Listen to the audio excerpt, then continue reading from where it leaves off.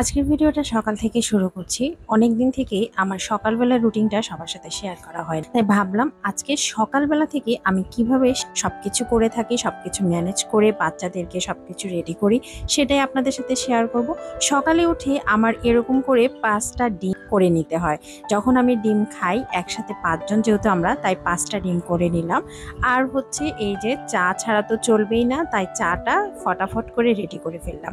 এরকম ঘন লিকারের চা কে কে খেতে পছন্দ করো তারা কিন্তু অবশ্যই কমেন্ট করে জানাবে।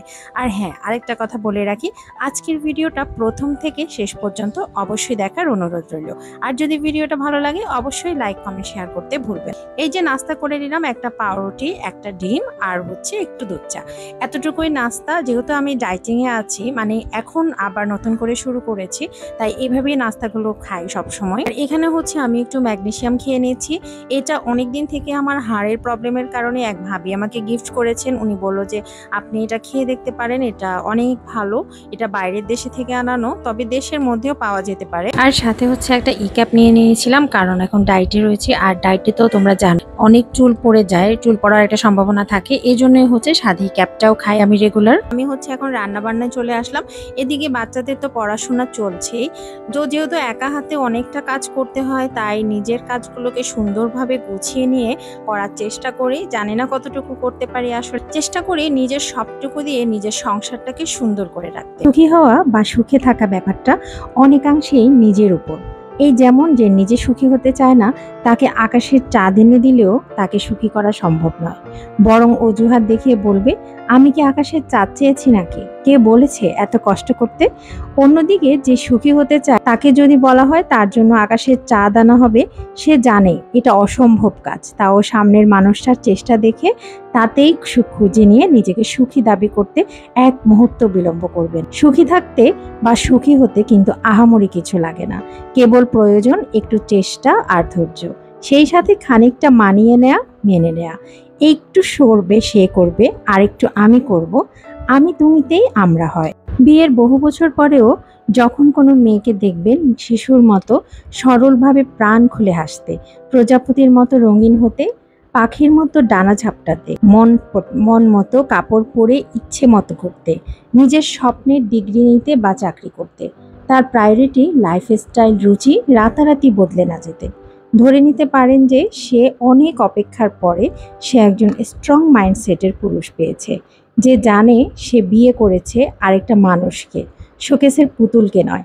সে জানে নারীর মন আছে, মতামত দেবার রাইট আছে, শখ আবদার পূরণ সবকিছু করার স্বপ্ন আছে। সে কিন্তু বউকে মাথায় তুলছে না, তাকে নিজের মতো করে বাঁচতে দিচ্ছে। যাই হোক, অনেক কথা বলে ফেললাম। আজকে দুপুরে রান্নাবান্নাগুলো একটু ছোট্ট করে শেয়ার করছি।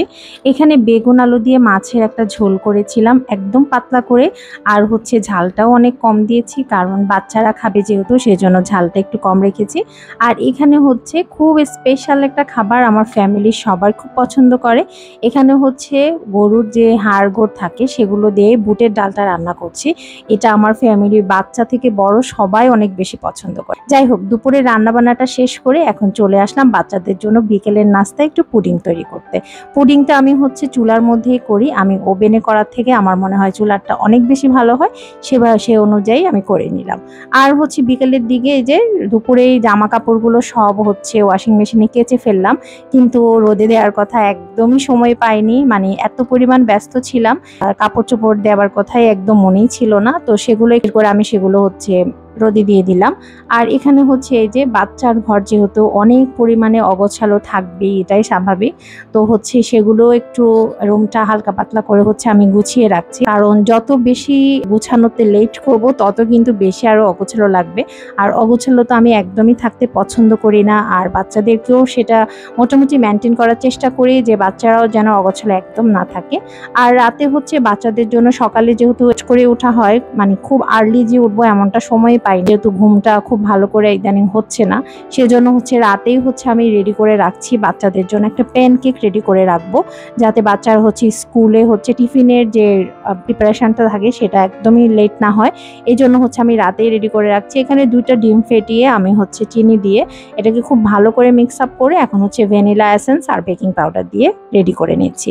এভাবে হচ্ছে আসলে যে যার পছন্দ মতো করে নেয়, আমি হচ্ছে এভাবেই করি সব সময়। আমি বাচ্চাদেরকে বাসা থেকে খাবার দেওয়াটাই প্রেফার করি, যেহেতু স্কুলে তারা অনেকটা সময় ধরে থাকে, সেজন্য হচ্ছে আমি বাসায় যে ইনগ্রিডিয়েন্টসগুলো থাকে সেগুলো দিয়ে আমি কিছু একটা বানিয়ে দেওয়ার চেষ্টা করি। এখানে একটু হালকা গুঁড়ো দুধ দিয়েছিলাম, যে পাউডার মিল্কটা, আর হচ্ছে এখানে অল্প অল্প করে ময়দা মিক্স আপ করছি। এখানে অল্প অল্প করে ময়দা মিক্স আপ করলে বেটারটা অনেক বেশি ভালো হয় প্যানকেকে। আর এখানে সামান্য পরিমাণে একটু তেল দিয়ে দিলাম, যাতে হচ্ছে প্যানকেকটা ফ্রাইং প্যানের গায়ে হচ্ছে না লেগে যায় এই জন্য। তো এটা সুন্দর করে খুব ভালো করে মিক্স আপ করে ফেলতে হবে, আর আমি হচ্ছে এটা চুলায় করে ফেলবো। এখানে সামান্য একটু তেল ব্রাশ করে নিয়েছি, আর এখন হচ্ছে যে প্যানকেকের যে বেটারটা আছে সেটা অল্প অল্প করে দিয়ে দিব। যদি আমি এখানে ছড়িয়ে দিয়েছি, ছড়ানোর আসলে কোনো দরকার নেই। ওরকম যদি চামচ থাকে গোল আকৃতির, সেক্ষেত্রে কিন্তু সুন্দর একটা শেপ হয়ে যায়। এই যে আমার এখানে শেপটা কিন্তু, এটা কিন্তু সেকেন্ডটা, শেপটা কিন্তু অনেক সুন্দর হয়েছে মাশাআল্লাহ। সবসময় এইভাবে রেডি করি। আর এখানে হচ্ছে রাতে একটু কাজগুলো গুছিয়ে রাখছি। এখানে একটু জিরা হচ্ছে ব্লেন্ড করে নিয়েছিলাম সকালবেলা, যাতে স্কুল থেকে এসে বাচ্চাদের নিয়ে আমার খুব বেশি হ্যাসেল করতে না হয়। এই জন্য হচ্ছে রাতে ম্যাক্সিমাম কাজগুলোই আমি গুছিয়ে রাখার চেষ্টা করি। ছোট ছোট করে যে কাজগুলো আসলে হাতের কাছে পাই, সেগুলো হচ্ছে আমি ম্যাক্সিমাম কাজগুলো হচ্ছে রাতে করে রাখার ট্রাই করি। আর এই তো এটা হচ্ছে বাচ্চাদের টিফিন রেডি করে ফেললাম। আজকের মতো ভিডিওটা এই পর্যন্তই। সকলে ভালো থেকো, সুস্থ থেকো, আল্লাহ হাফেজ।